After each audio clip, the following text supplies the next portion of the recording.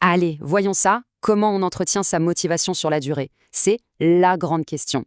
On a tous connu ça. L'étincelle du début s'éteint, et l'objectif semble soudain impossible. En fait, la première clé, c'est de comprendre que ce n'est pas une ligne droite.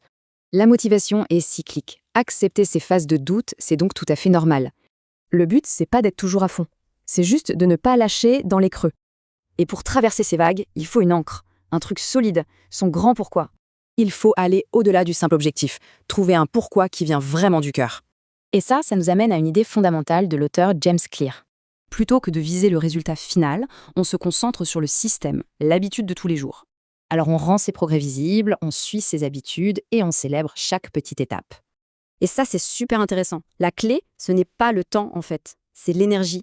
Notre cerveau, il a un rythme. Il est au top par bloc de 90 à 120 minutes. Du coup, on protège son énergie et on garde les tâches difficiles pour ses moments forts.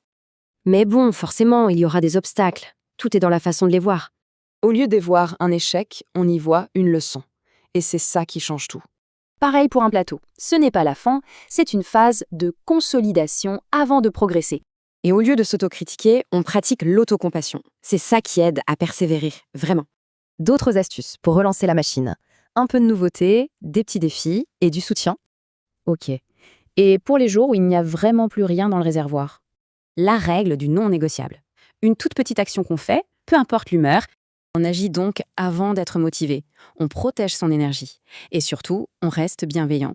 Au final, la motivation, ce n'est pas un coup de foudre. C'est un feu qu'on nourrit, chaque jour. La question, c'est quelle petite branche va-t-on ajouter à son propre feu aujourd'hui?